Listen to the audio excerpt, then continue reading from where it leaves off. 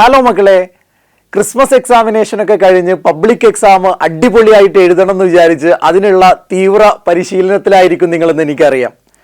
പക്ഷേ Christmas exam നമ്മൾ വിചാരിച്ചതിനേക്കാൾ ഒന്ന് ടഫ് ആയതുകൊണ്ടും നമ്മൾ എക്സ്പെക്ട് ചെയ്യാത്ത ചില ഏരിയകളിൽ നിന്ന് ക്വസ്റ്റ്യൻസ് വന്നതുകൊണ്ടും അതേപോലെ തന്നെ ആയിരിക്കുമോ നമ്മുടെ പബ്ലിക് എക്സാമിനേഷൻ എന്നൊരു ആശങ്ക സ്വാഭാവികമായിട്ടും നിങ്ങൾക്കുണ്ടാവും.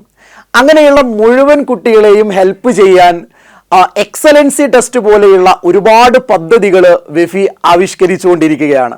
അതിൻ്റെ ഭാഗമായിട്ട് വരുന്ന പബ്ലിക് എക്സാമിനേഷൻ എല്ലാവർക്കും എളുപ്പമാക്കണം എന്നുള്ള ഒരു തീരുമാനത്തിൻ്റെ അടിസ്ഥാനത്തിൽ ഓരോ സബ്ജക്റ്റിലും നിങ്ങൾ ഇമ്പോർട്ടൻസ് കൊടുത്ത് പഠിക്കേണ്ട ടോപ്പിക്കുകൾ നിങ്ങളെ പരിചയപ്പെടുത്തുക എന്നുള്ളതാണ് ഈ ഒരു വീഡിയോ കൊണ്ട് നമ്മൾ ഉദ്ദേശിക്കുന്നത്. മക്കളെ, കെമിസ്ട്രിയെ സംബന്ധിച്ച് +1 നമുക്ക് 9 ചാപ്റ്റേഴ്സ് ആണ് പഠിക്കാനുള്ളത്. ബാക്കിയുള്ള സബ്ജക്റ്റുകളുമായി കമ്പയർ ചെയ്യുന്ന സമയത്ത് ചാപ്റ്ററുകളുടെ എണ്ണം ഏറ്റവും കുറവുള്ളത് കെമിസ്ട്രിയിലാണ്. അപ്പൊ നിങ്ങൾ ഇപ്പോൾ തന്നെ നന്നായിട്ടൊന്ന് ശ്രമിച്ചു കഴിഞ്ഞാൽ കെമിസ്ട്രിയുടെ കേസിൽ നിങ്ങൾക്ക് ഫുൾ മാർക്ക് വാങ്ങാൻ കഴിയുമെന്ന കാര്യത്തിൽ ഒരു തർക്കവും ഇല്ല. ഇനി നമ്മൾ ചാപ്റ്ററിന്റെ കേസിലേക്ക് വന്നാൽ first chapter some basic concepts of chemistry ആണ്. നിങ്ങൾക്ക് എളുപ്പമുള്ള ഒരു ചാപ്റ്റർ ആയിരിക്കും. പ്രധാനമായും ഫസ്റ്റ് ചാപ്റ്ററിൽ നിന്ന് ക്വസ്റ്റ്യൻസ് വരുന്നത് നിങ്ങൾക്ക് അറിയാവുന്ന പോലെ സിഗ്നിഫിക്കൻറ്റ് ഫിഗേഴ്സ് എന്ന് പറയുന്ന ടോപ്പിക്ക് 1 മാർക്ക് ക്വസ്റ്റ്യൻ ചോദിക്കാറുള്ള ഒരു ഏരിയയാണ്. അതേപോലെ തന്നെ ലോസ് ഓഫ് കെമിക്കൽ കോമ്പിനേഷനിൽ 5 ലോസ് നമുക്ക് പഠിക്കാനുണ്ട്. അതിൽ ആദ്യത്തെ 3 ലോസ് വളരെ ഇമ്പോർട്ടൻ്റ് ആണ്. Law of conservation of mass, law of definite proportion, law of multiple proportion. എക്സാമിന് റിപ്പീറ്റ് ചെയ്ത് ചോദിക്കുന്ന ക്വസ്റ്റ്യൻസ് ആണ് ഈ 3 ലോസ്. ഇത് പഠിക്കാതെ ഒരിക്കലും നമ്മൾ എക്സാമിന് പോകാൻ പാടില്ല. അത് കഴിഞ്ഞ് മോൾ കോൺസെപ്റ്റിന്റെ ഭാഗത്ത് നിന്ന് ന്യൂമറിക്കൽ പ്രോബ്ലംസ് വരാറുണ്ട്. എംപിരിക്കൽ ഫോർമുല ആൻഡ് മൊളിക്കുലാർ ഫോർമുലയുടെ ഭാഗത്ത് നിന്ന് 2 മാർക്കിന്റെയും 3 മാർക്കിന്റെയും ക്വസ്റ്റ്യൻസ് വരാറുണ്ട്. പിന്നെ ലിമിറ്റിംഗ് റിയേജന്റുമായി ബന്ധപ്പെട്ട ചെറിയ കാൽക്കുലേഷൻസ് വരാറുണ്ട്. പിന്നെ മൊളാലിറ്റിയും കൂടെ പഠിച്ചാൽ ഫസ്റ്റ് ചാപ്റ്ററിൽ നിന്ന് നമുക്ക് ഫുൾ മാർക്ക് സ്കോർ ചെയ്യാൻ പറ്റുന്നുള്ളതാണ്. അപ്പൊ ഈ പറഞ്ഞ ടോപ്പിക്കുകൾ ഫോക്കസ് ചെയ്തുകൊണ്ട് നിങ്ങൾ പ്രിപ്പയർ ചെയ്ത് കഴിഞ്ഞാൽ ആ ചാപ്റ്റർ നമുക്ക് സേഫ് ആക്കാൻ പറ്റും. ഇനി രണ്ടാമത്തെ ചാപ്റ്റർ കമ്പാരിറ്റീവ്ലി വലിയ ചാപ്റ്റർ ആണ്, സ്ട്രക്ചർ ഓഫ് ആറ്റം. അതിൽ ആദ്യം തന്നെ നമ്മൾ ചില എക്സ്പെരിമെന്റുകളാണ് പഠിച്ചിട്ടുള്ളത്. എന്നാൽ എക്സാമിന് എപ്പോഴും ചോദിക്കാറുള്ളത് കാഥോഡ് റേയുടെയും ആനോഡ് റേയുടെയും 2 പ്രോപ്പർട്ടീസ് എഴുതാനാണ്. അതൊന്ന് കൃത്യമായിട്ട് നോട്ട് ചെയ്ത് മക്കൾ പോവേണ്ടതുണ്ട്. പിന്നെ നമ്മൾ അതിൽ 3 ആറ്റം മോഡൽസ് പഠിക്കുന്നുണ്ട്. അതിൽ റുദർഫോർഡിന്റെ ആറ്റം മോഡലും ബോറിന്റെ ആറ്റം മോഡലും വളരെ ഇമ്പോർട്ടൻ്റ് ആണ്. അതിൻ്റെ എന്താ പറയുക, മെറിറ്റ്സും ഡിമെറിറ്റ്സും പോസ്റ്റുലേറ്റ്സും ഒക്കെ എപ്പോഴും എക്സാമിന് റിപ്പീറ്റ് ചെയ്ത് തന്നെ ചോദിക്കുന്ന ക്വസ്റ്റ്യൻ ആണ്. അതുകൊണ്ട് അത് പഠിക്കാതെ നിങ്ങൾ പോവരുത്. ഓക്കെ, അത് കഴിഞ്ഞാൽ നമ്മൾ ഫോട്ടോ ഇലക്ട്രിക് എഫക്റ്റ് എന്ന് പറയുന്ന ഒരു ഫിനോമിന പഠിക്കുന്നുണ്ട്. അതിന്റെ ഒരു ക്യാരക്ടറിസ്റ്റിക്സ് പഠിക്കുന്നുണ്ട്. അതേപോലെ ഐൻസ്റ്റീൻ്റെ ഒരു ഇക്വേഷൻ ഉണ്ട്.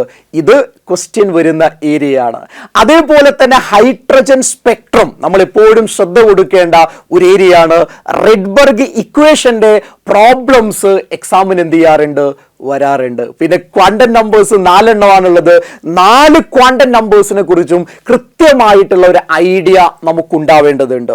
പിന്നെ ഓർബിറ്റൽസിന്റെ ഷേപ്പ്, എസ്പെഷ്യലി എസിന്റെയും പിന്റെയും ഷേപ്പ് വരയ്ക്കാൻ എക്സാമിന് ചോദിക്കും. പിന്നെ അവസാനം നമ്മൾ 3 ലോസ് പഠിക്കുന്നുണ്ട് അല്ലെ, അല്ലെങ്കിൽ 3 പ്രിൻസിപ്പിൾസ് പഠിക്കുന്നുണ്ട്. ഓഫ് ബോ പ്രിൻസിപ്പിൾ ഉണ്ട്, ഹൺസ് റൂൾ ഉണ്ട്, അതേപോലെ പോളീസ് എക്സ്ക്ലൂഷൻ പ്രിൻസിപ്പിൾ ഉണ്ട്. അത് ക്വസ്റ്റ്യൻ വരുന്ന ഏരിയയാണ്. ക്രോമിയത്തിന്റെയും കോപ്പറിന്റെയും കോൺഫിഗറേഷൻ SSLC മുതലേ നമ്മൾ പഠിക്കുന്ന കാര്യമാണ്. +1 ക്വസ്റ്റ്യൻ പേപ്പറിൽ 2-ലധികം തവണ അത് വന്നിട്ടുണ്ട്. അതും കൂടെ മക്കളൊന്ന് ശ്രദ്ധിക്കണം. ഇനി നമ്മൾ 3rd ചാപ്റ്ററിലേക്ക് പോയാൽ കമ്പാരിറ്റീവ്ലി വളരെ ചെറിയ ചാപ്റ്റർ ആണ്, സിമ്പിൾ ചാപ്റ്റർ ആണ്. അത് പീരിയോഡിക് ടേബിളുമായി ബന്ധപ്പെട്ടതാണ്. അവിടെ നമ്മൾ ഡോബ്രെയ്നറിന്റെ ക്ലാസിഫിക്കേഷൻ, ന്യൂലാൻഡ്സിന്റെ ക്ലാസിഫിക്കേഷൻ, മെന്റലീവിന്റെ പീരിയോഡിക് ടേബിൾ, അതിന്റെ merit demerit, modern periodic law, modern periodic ടേബിളിനെ നമ്മൾ 4 ബ്ലോക്കുകളായി ക്ലാസിഫൈ ചെയ്തിട്ടുണ്ട് അല്ലേ. S block, P block, D block, അതേപോലെ F ബ്ലോക്ക്. ഈ 4 ബ്ലോക്കുകളെ കുറിച്ചും മിനിമം ഒരു 4 പോയിന്റ് എങ്കിലും നിങ്ങൾ എഴുതി തന്നെ പഠിക്കണം. കാരണം അത് എക്സാമിന് എന്ത് ചെയ്യാറുണ്ട്, വരാറുള്ള ക്വസ്റ്റ്യൻ ആണ്. അതേപോലെ തന്നെ പീരിയോഡിക് പ്രോപ്പർട്ടീസ്, നമ്മൾ അറ്റോമിക് അയോണിക് റേഡിയസുകളെ കുറിച്ച് പഠിക്കാറുണ്ട്. അത് നിങ്ങൾ ശ്രദ്ധിച്ചു പഠിക്കേണ്ട ഒരു സാധനമാണ്. അയോണിക് റേഡിയസിനെ കുറിച്ച് പറയുമ്പോൾ അവിടെ നമ്മൾ ഐസോ ഇലക്ട്രോണിക് സ്പീഷീസ് ഇടയ്ക്ക് ക്വസ്റ്റ്യൻ വരാറുള്ള ഏരിയയാണ്. നമ്മളത് ശ്രദ്ധിക്കേണ്ടതുണ്ട്. പിന്നെ അയോണൈസേഷൻ എൻതാൽപ്പിയും ഇലക്ട്രോൺ ഗെയിൻ എൻതാൽപ്പിയും എന്താണ്? അതേപോലെ അതിനെ എഫക്ട് ചെയ്യുന്ന ഫാക്ടേഴ്സ് എന്താണ്, അവിടെ ഒന്ന് രണ്ട് എക്സെപ്ഷൻസ് ഒക്കെ നമ്മൾ നോട്ട് ചെയ്യാറുണ്ട്. അത് ലൈക്ക് നൈട്രജന്റെ ഇലക്ട്രോൺ ഗെയിൻ എന്താൽപി അല്ലെങ്കിൽ അയോണൈസേഷൻ എന്താൽപി ആരേക്കാൾ കൂടുതലാണ്, ഓക്സിജനേക്കാൾ കൂടുതലാണ്. എന്തുകൊണ്ടാന്ന് ചോദിക്കാറുണ്ട്. ബെറിലിയത്തിന്റെ അയോണൈസേഷൻ എന്താൽപി ബോറോണിനേക്കാൾ കൂടുതലാണ്, എന്തുകൊണ്ടാന്ന് ചോദിക്കാറുണ്ട്. ക്ലോറിന്റെ ഇലക്ട്രോൺ ഗെയിൻ എന്താൽപി ഫ്ലൂറിനേക്കാൾ കൂടുതലാണ്, എന്തുകൊണ്ടാന്ന് ചോദിക്കാറുണ്ട്. അതൊക്കെ നിങ്ങൾ ശ്രദ്ധിച്ച് നോട്ട് ചെയ്തു പോവേണ്ട ഏരിയ ആണ്. പിന്നെ അനോമലസ് ബിഹേവിയറും ഡയഗണൽ റിലേഷൻഷിപ്പും അതേപോലെ തന്നെ ഓക്സൈഡുകളുടെ നേച്ചറും കൂടെ നോട്ട് ചെയ്താൽ തേർഡ് ചാപ്റ്റർ ഓക്കെയാണ് എന്ന് പറയാം. ഫോർത്ത് ചാപ്റ്റർ നമ്മുടെ chemical bonding and molecular structure ആണ്. അതിന് വളരെ ഇമ്പോർട്ടന്റ് ആയിട്ടുള്ള കുറച്ച് ക്വസ്റ്റ്യൻസ് ആണ് നമ്മുടെ ഒക്ടറ്റ് റൂളിന്റെ ലിമിറ്റേഷൻസ് എന്ന് പറയുന്നത്. അത് എക്സാമിന് ചോദിക്കാറുണ്ട്. ഫോർമൽ ചാർജ് കാണാൻ ചോദിക്കാറുണ്ട്. അതേപോലെ അയോണിക് ബോണ്ട് ഫോർമേഷന്റെ എഫക്ട് ചെയ്യുന്ന ഫാക്ടേഴ്സ് ഏതൊക്കെയാണ് എന്ന് ചോദിക്കാറുണ്ട്. അത് നമ്മൾ ശ്രദ്ധിക്കേണ്ട ഒരു സാധനമാണ്. അതേപോലെ തന്നെ നമ്മൾ ഡൈപോൾ മൊമെന്റ് എന്ത് ചെയ്യേണ്ടതുണ്ട്, ശ്രദ്ധിക്കേണ്ടതുണ്ട്. ഫജാൻസൂൾ ശ്രദ്ധിക്കേണ്ടതുണ്ട്. NH3 ഡൈപോൾ മൊമെന്റ് NF3യേക്കാൾ കൂടുതലാണ്, എന്തുകൊണ്ടാണ് റിപ്പീറ്റ് ചെയ്ത് എക്സാമിന് ചോദിക്കാറുണ്ട്. VSEPR തിയറിന്റെ 4 പോസ്റ്റുലേറ്റ് ഇമ്പോർട്ടന്റ് ആണ്. അതേപോലെ തന്നെ 2 ടേബിൾ നമ്മൾ പഠിക്കുന്നുണ്ടല്ലോ, ബോൺ പെയർ മാത്രമുള്ള മോളിക്യൂൾസ്, അതേപോലെ ബോൺ പെയറും ലോൺ പെയറും ഉള്ള മോളിക്യൂൾസ്, രണ്ടിന്റെയും ഷേപ്പ് VSEPR തിയറി വെച്ച് എക്സ്പ്ലെയിൻ ചെയ്യാൻ നമുക്ക് കഴിയേണ്ടതുണ്ട്. അവിടെ വാട്ടറും അമോണിയയും പ്രത്യേകം നിങ്ങൾ ശ്രദ്ധിക്കേണ്ടതുണ്ട്. അതേപോലെ ഇമ്പോർട്ടന്റ് ആയ ഒരു സാധനമാണ് ഹൈബ്രിഡൈസേഷൻ. എന്താ ഹൈബ്രിഡൈസേഷൻ, അതിന്റെ ക്യാരക്ടറിസ്റ്റിക്സ് എന്തൊക്കെയാണെന്ന് പഠിക്കണം. 5 ടൈപ്പ് ഹൈബ്രിഡൈസേഷനും അതിന്റെ എക്സാമ്പിളും നമ്മൾ പഠിച്ചിട്ടുണ്ട്. അത് കൃത്യമായി എഴുതി തന്നെ മക്കൾ എന്ത് ചെയ്യേണ്ടതുണ്ട്, പ്രാക്ടീസ് ചെയ്യേണ്ടതായിട്ടുണ്ട്. പിന്നെ മക്കളെ വാലന്റ് ബോണ്ട് ഫോർമേഷന്റെ കേസിൽ നമ്മൾ സിഗ്മ ബോണ്ടും പൈ ബോണ്ടും അതിന്റെ ഡിഫറൻസും ഒന്ന് നോക്കി വെക്കേണ്ടതുണ്ട്. പിന്നെ വാലൻസ് ബോണ്ട് തിയറി അത് എപ്പോഴും ചോദിക്കുന്ന ക്വസ്റ്റ്യൻ അല്ല, പക്ഷേ ഈ വർഷം വേണമെങ്കിൽ അതൊക്കെ ചോദിക്കാം. അതുകൊണ്ട് അത് ജസ്റ്റ് ഒന്ന് നോക്കി വെക്കണം. പിന്നെ നമ്മൾ ലാസ്റ്റ് ഭാഗത്തേക്ക് വന്നാൽ മോളിക്കുലാർ ഓർബിറ്റൽ തിയറി വളരെ ഇമ്പോർട്ടന്റ് ആയിട്ടുള്ള ടോപ്പിക്കാണ്. അവിടെ മോളിക്കുലാർ കോൺഫിഗറേഷൻ എഴുതുന്നത് കൃത്യമായി പഠിക്കേണ്ടതുണ്ട്. ബോണ്ട് ഓർഡർ കാൽക്കുലേറ്റ് ചെയ്യുന്നത്, സ്റ്റേബിൾ ആണോ അല്ലേ എന്ന് പറയുന്നത്, പാരാമാഗ്നറ്റിക് ആണോ ഡയാമാഗ്നറ്റിക് ആണോ എന്ന് പറയുന്നത്, എനർജി ലെവൽ ഡയഗ്രാം വരയ്ക്കുന്നത് വളരെ ഇമ്പോർട്ടന്റ് ആയ കാര്യമാണ്. ഹൈഡ്രജൻ ബോണ്ട് ഇന്റർ ഉണ്ട്, ഇൻട്രയുണ്ട്, രണ്ടും വിത്ത് എക്സാമ്പിൾ നമ്മൾ എന്ത് ചെയ്യണം, നോക്കി പോവേണ്ടതായിട്ടുണ്ട്. അപ്പൊ ചിലരെങ്കിലും ആലോചിക്കും, സർ കുറെ കാര്യങ്ങൾ പഠിക്കാനില്ലേ, ഞാൻ എന്തുകൊണ്ടാണ് ഇങ്ങനെ പറയുന്നത് എന്ന് ചോദിച്ചാൽ, മക്കളെ നിങ്ങൾക്കൊക്കെ ആ +1 പബ്ലിക് എക്സാമിന് ഫുൾ മാർക്ക് തന്നെ കിട്ടേണ്ടതായിട്ടുണ്ട്, ഫുൾ A+ തന്നെ കിട്ടേണ്ടതായിട്ടുണ്ട്. ഒരു മാർക്കും കുറയാൻ പാടില്ല. അതുകൊണ്ടാണ് ഇത് നിങ്ങൾ ഇപ്പോഴേ ശ്രദ്ധിച്ചു പഠിക്കണമെന്ന് ഞാൻ ഓർമ്മപ്പെടുത്തുന്നത്. ഇനി നമ്മൾ തെർമോഡൈനാമിക്സിലേക്കാണ് പോകുന്നതെങ്കിൽ തെർമോഡൈനാമിക്സിലെ സിസ്റ്റവും സറൗണ്ടിങ്ങും ഡിഫറെന്റ് ടൈപ്പ് ഓഫ് സിസ്റ്റം നമ്മൾ പഠിക്കേണ്ടതാണ്. Intensive property, extensive property with example പഠിക്കേണ്ടതാണ്. അതേപോലെ state function and path function with example നമ്മൾ പഠിക്കേണ്ടതാണ്. പിന്നെ മക്കളെ internal energy, enthalpy, entropy, Gibbs free energy, ഇത് 4ഉം എന്താണ്, അവരുടെ ഇക്വേഷൻസ് എന്താണ് നമ്മൾ പഠിക്കണം. ഡെൽറ്റ യു ഡെൽറ്റ എച്ച് തമ്മിലുള്ള റിലേഷൻ നമ്മൾ പഠിക്കണം. അവിടെ നിന്നൊക്കെ ക്വസ്റ്റ്യൻസ് വരാറുണ്ട്. പിന്നെ CPയും CVയും തമ്മിലുള്ള റിലേഷൻ നമ്മൾ നിർബന്ധമായും പഠിച്ചിരിക്കേണ്ടതാണ്.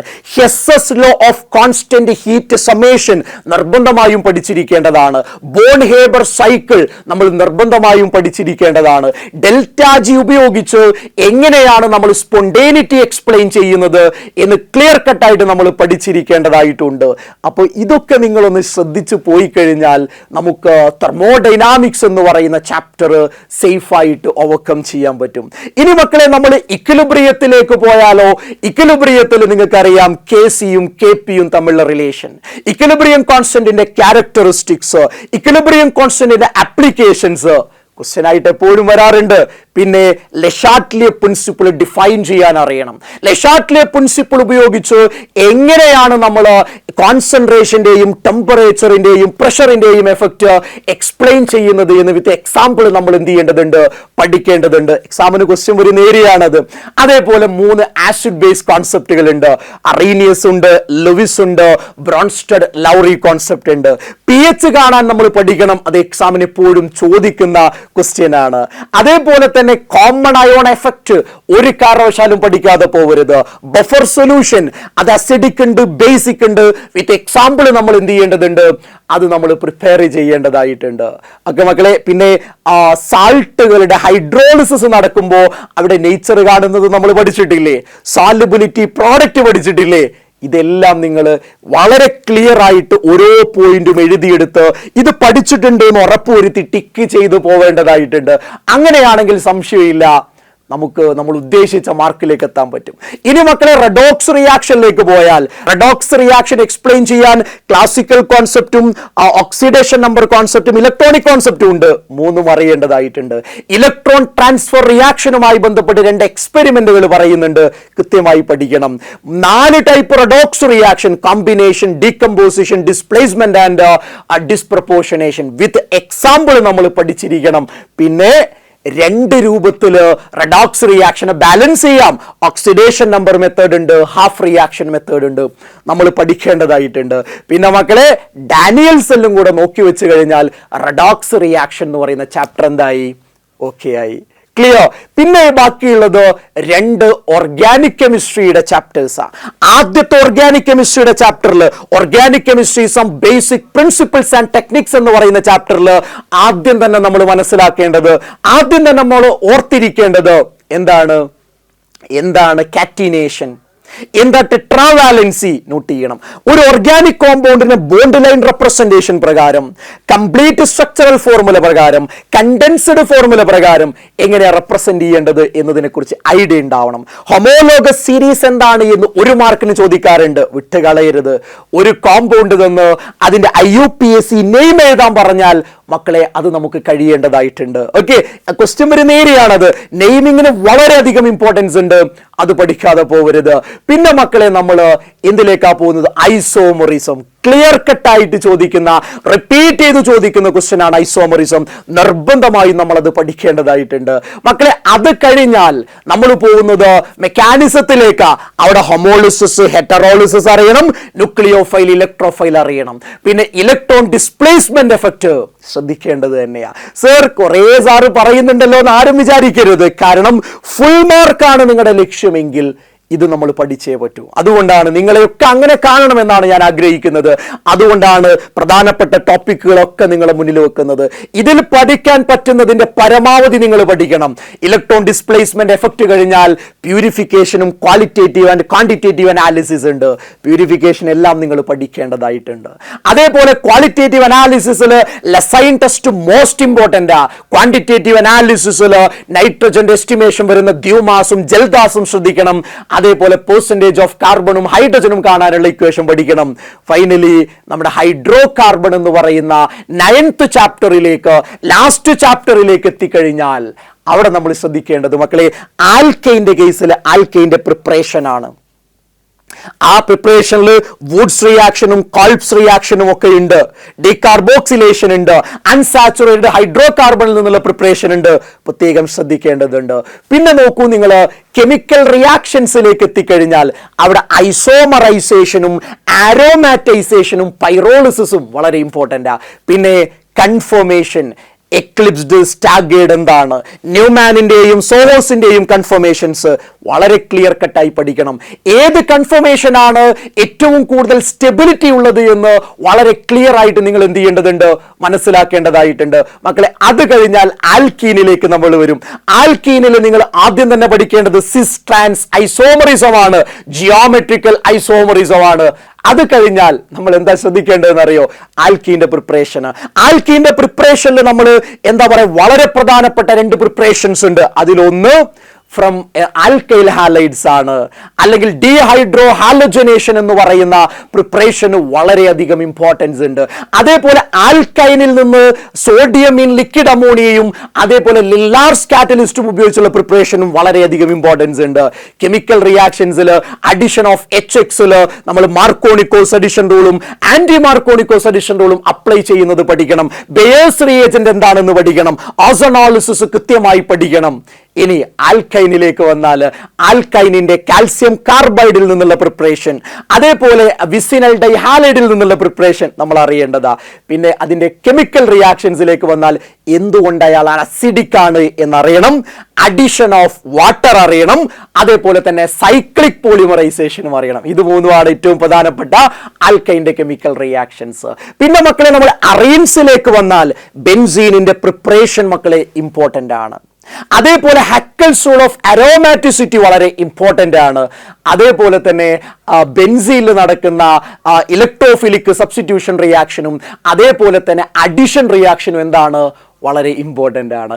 ഇതൊക്കെയാണ് +1 9 ചാപ്റ്റേഴ്സിൽ നിന്ന് നിങ്ങൾ ഫോക്കസ് ചെയ്ത് പഠിക്കേണ്ട ക്വസ്റ്റ്യൻസ് എന്ന് പറയുന്നത്. സർ ഇമ്പോർട്ടന്റ് ക്വസ്റ്റ്യൻസ് എന്ന് പറഞ്ഞ് ഓരോ ചാപ്റ്ററിലും പ്രധാനപ്പെട്ട എല്ലാ കാര്യങ്ങളും എന്ന് ചിലരെങ്കിലും ആലോചിക്കുമെന്ന് എനിക്കറിയാം. നിങ്ങളോട് പറയാനുള്ളത്, കഴിഞ്ഞ ക്രിസ്മസ് എക്സാമിന്റെ ക്വസ്റ്റ്യൻ പേപ്പർ അനലൈസ് ചെയ്തവർക്ക് അറിയാം, എല്ലാ വർഷവും ചോദിച്ചുകൊണ്ടിരിക്കുന്ന ആ ക്വസ്റ്റ്യൻസ് അതേപടി ചോദിക്കുന്നുണ്ട്. പക്ഷെ അതിന് പുറമെ ചില ക്വസ്റ്റ്യൻസ് ടെസ്റ്റ് ചെയ്യാൻ അവർ ശ്രമിക്കുന്നുണ്ട്. NCERT എക്സസൈസിൽ നിന്ന് ക്വസ്റ്റ്യൻ വന്നിട്ടുണ്ട്. എൻട്രൻസിനൊക്കെ ചോദിക്കാറുള്ള അസേഷൻ റീസൺ ടൈപ്പ് ക്വസ്റ്റ്യൻസ് എന്ത് ചെയ്തിട്ടുണ്ട്, ഇവിടെ എക്സാമിന് വന്നിട്ടുണ്ട്.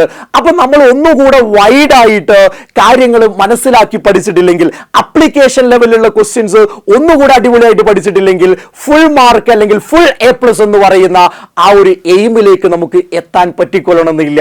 അപ്പൊ മക്കളെ, ഇനിയുള്ള സമയം എന്ന് പറയുന്നത് വളരെ ക്രൂഷ്യലാണ്. വളരെ കുറച്ച് സമയമാണ് നമ്മുടെ മുന്നിലുള്ളത്.